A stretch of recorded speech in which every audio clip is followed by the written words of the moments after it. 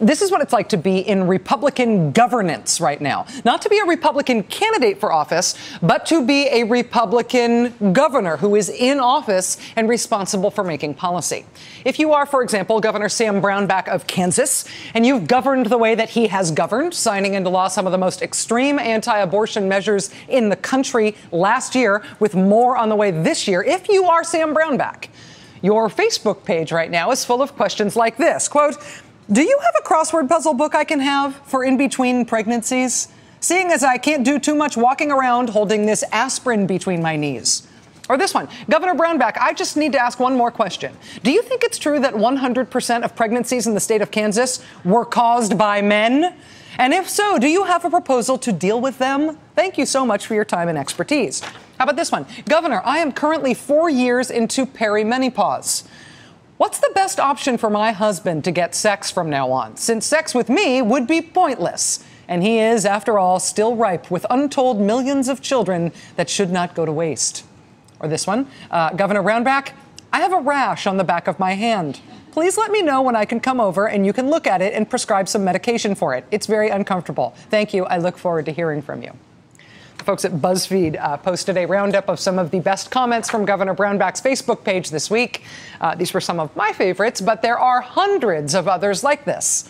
And even those, the ones up there still, are just the ones the governor's staff hasn't deleted yet, but they have been deleting as fast as they possibly can.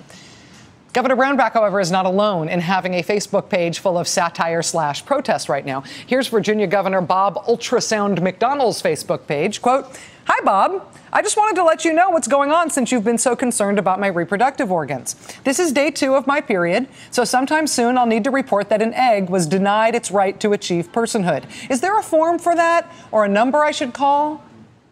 How about this one? How does forcing women to have ultrasounds create jobs? Or this one, Mr. McDonnell, thank you for your deep and abiding interest in the nether regions of America's women. Is it safe to assume that your office will be involved in GYN investigations of all women? Or will you be targeting only those in peak childbearing years?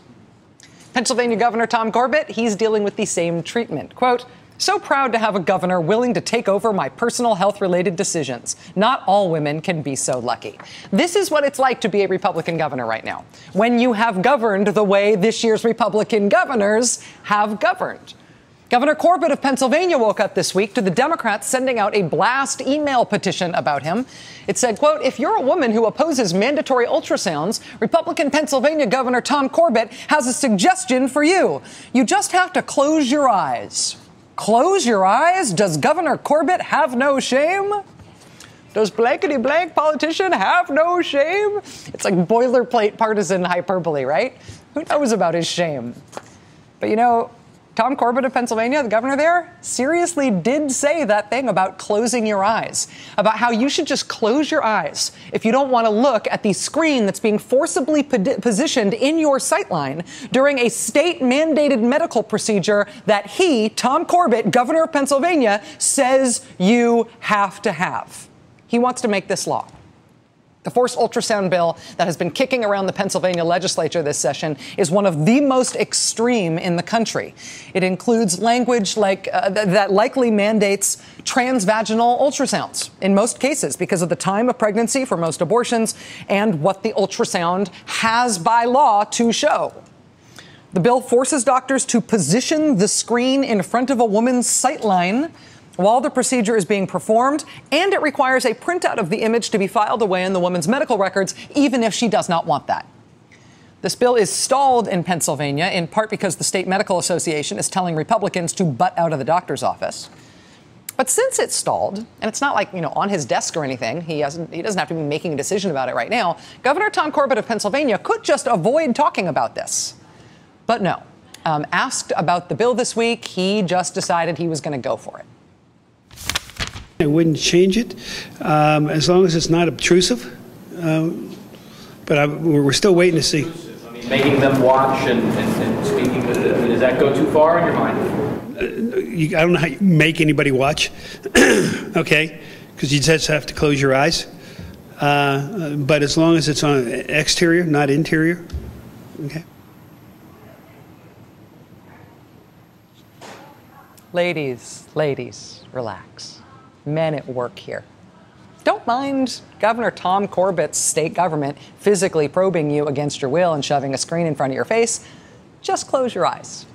And there's two things that are important here. The first thing that's important here is that he says it's external, not internal. Doesn't know what to do with his hands for that one. But he's wrong. It would actually require transvaginal ultrasounds. Something else is important here. But as long as it's on exterior, not interior? I don't know. It is interior. The way the bill is written, it would require vaginal probe ultrasounds for most women. Republicans in Kansas, it's fascinating. We're seeing people talk about these ultrasound bills, as if none of them are transvaginal ultrasounds. Remember, that's what they tried to say in Virginia. Republicans tried to say that we're not requiring that. Democrats called them on it, and the governor weighed in and said, you have to change this bill. But the Republicans keep explaining that they don't actually know what's in their bills. They're not doctors. They're not OBGYNs. So they tried to get all detailed about it, but it just shows the ignorance of these medical procedures that they are mandating as politicians, which is kind of the point. Republicans in Kansas this week dropped their own twist on the forced ultrasound, a requirement that doctors would be directed by the state to employ a Doppler handheld fetal monitor on a patient, even if it was against the patient's wishes and against the doctor's medical judgment. But guess what Kansas left in their new anti-abortion bill when they passed it out of committee this week? They left in a script written by the legislature that a doctor has to say to a patient. A script that includes saying that abortion is linked to breast cancer. Abortion is not linked to breast cancer. So says the American Cancer Society and the National Cancer Institute. But why would you listen to idiots like that when you can get your cancer information from Kansas Republican state representatives instead? They say there is a link. They heard that somewhere. And if and when they pass this bill and Sam Brownback signs it, in Kansas, doctors will be violating the law if they don't read to their patients seeking abortions a false, medically inaccurate script written by the state legislature.